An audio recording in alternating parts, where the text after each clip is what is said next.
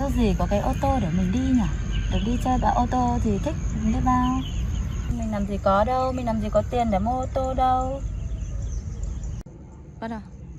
Em có muốn có ô tô điện để đi không? Em có nhưng em làm gì có tiền mua. Thế thì theo anh. Vâng ạ.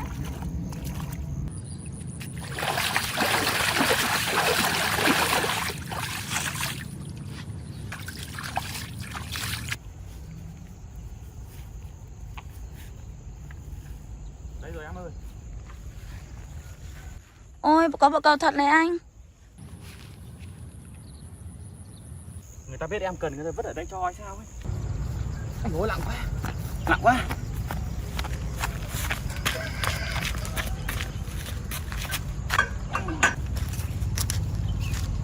Hay quá.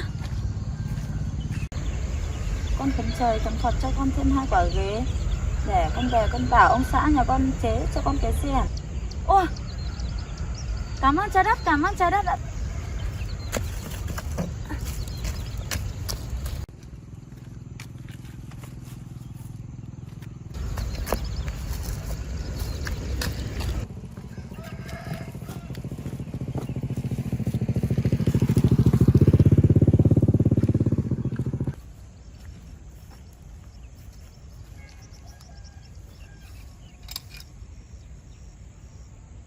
Cái này cũng được anh. Ui trời. Cái đấy mà làm xe được hả anh? Vô lăng tự lái nhá. Hay quá. Ui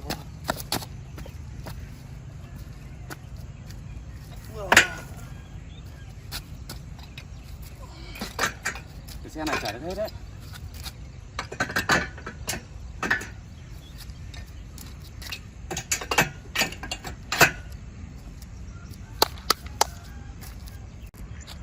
Ôi anh ơi, em thấy đằng kia có con rắn hay sao ấy nhỉ? Đâu đâu. Kia kìa. Đâu? Đấy, đấy. Đâu em ơi. Anh nhìn xem nào. Anh thử xuống tận nơi tìm nhìn đi, dưới ruộng ấy. Đây. Em cứ tưởng con rắn luôn. Ủa. Đây là cái thước lái nhá. Rồi.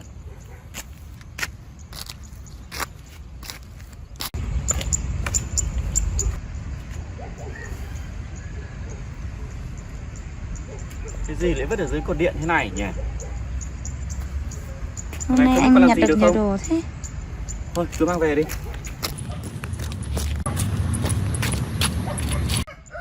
Ôi anh ơi, em thấy đằng kia có mấy quả bánh hay sao ấy.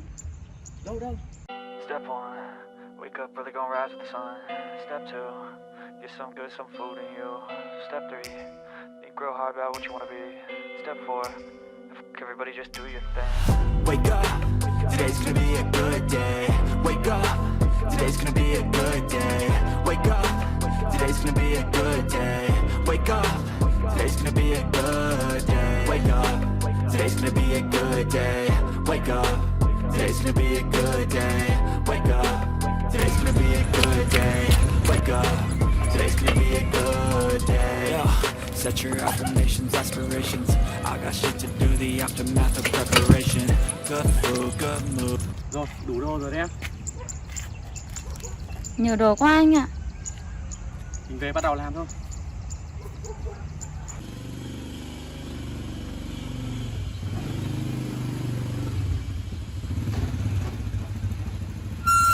Today's gonna be a good day. Wake up. Today's gonna be a good day. Wake up. Today's gonna be a good day. Wake up. Today's gonna be a good day. Wake up. Today's gonna be a good day. Wake up.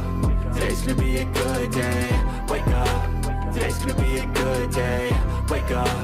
Today's gonna be a good day. So life ain't easy, yo. I think there's a reason, though. Ups and downs, just like every different season, yo. Sometimes I'm Đấy nhá, và như thế là mình đã kiếm gần như là đủ cho một chiếc xe điện này. Thì gồm có cầu phía sau này, động cơ này, cầu phía trước càng A này, 4 quả bánh này, 2 cái ghế này, vô lăng thức lái là đầy đủ nhá. Gần như là đã gần đủ hoàn thiện cho một chiếc xe điện này. Đấy, còn những thứ gì mà còn thiếu thì mình sẽ bổ sung sau. Patience, one day at a time is how you operate a cadence. A flow, you grow, you show yourself a foundation. Stay away from all the shit that causes temptation.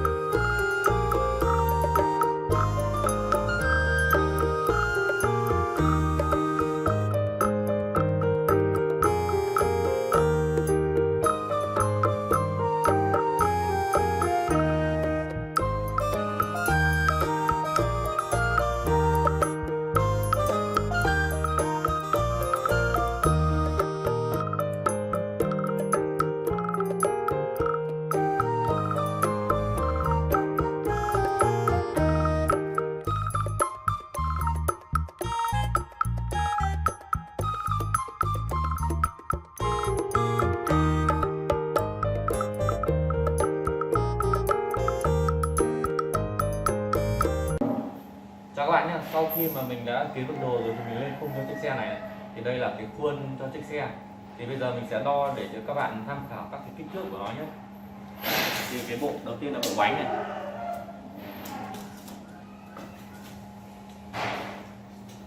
Bộ bánh này thì có cái đường kính là 48 cm nhé. Đây là chiều cao của bánh nhé. Chiều cao của lốp là 48 cm này. Thì cái khoảng này cũng sẽ là 48 này. Thì đầu tiên là chiều rộng của chiếc xe này. Thì đây là chiều rộng của chiếc xe này. Chiếc xe này là rộng 1m21 nhé. Đấy, thì chiều rộng này là do cái cầu được quyết định. Đấy, cầu này là rộng 1m21 này. Thì chiếc xe này mình sẽ làm dài này. Mình sẽ đo chiều dài này. Từ cuối xe này lên đến đầu xe này.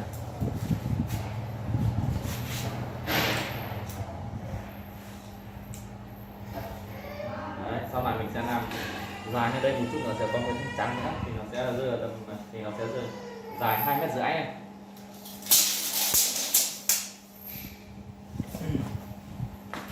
Sau này cái khung xe mình sẽ bắt đầu từ thanh này thấp xuống này, để cho cái khoảng cách này, thì khoảng cách này mình để là 10 cm này, trong quay gần một chút. Đấy, thì cái khoảng cách từ mép lốp này cho đến cái mép khung xe này sẽ là 10 phân này, và phía sau cũng sẽ thế này. Đây, phía sau mình cũng để cái khoảng cách này là 10 phân này. Đấy. Thì cái phần thân xe chính cách giữa hai lốp này từ đây đến đây này sẽ là 1m21 này. Đấy, và còn một cái xe còn một cái kích thước quan trọng là kích thước cơ sở này. Kích thước cơ sở là từ tâm bánh phía trước kéo ra cho đến tâm bánh phía sau này. Kích thước cơ sở này, hay chiều dài cơ sở này. Thì chiều dài cơ sở này sẽ là em nhìn đúng tân đi, đúng giữa cái bánh nhé. Đấy, từ tâm bánh phía trước cho đến tâm bánh phía sau. Em quay lại.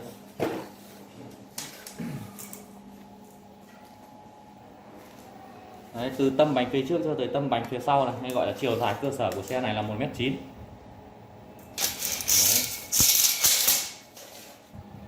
Đấy nhá, thì chiếc xe này phía trước mình sẽ sử dụng bộ càng A này, đây là hai càng A kép này, kết hợp với thụt giảm sóc sẽ để đây nhé. Đấy, hai bên. Còn phía sau này, phía sau thì đây mình vừa đặt thêm cái bộ nhíp này, giờ mình sẽ cắt ra nhé.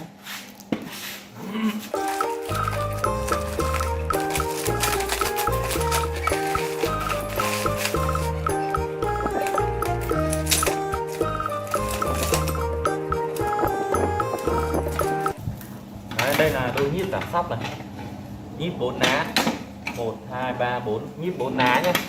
Nó sẽ êm hơn, mình dùng xe nhỏ mà nên mình sẽ dùng nhíp nhỏ này. Còn ở đây sẽ là phụ kiện của nó này.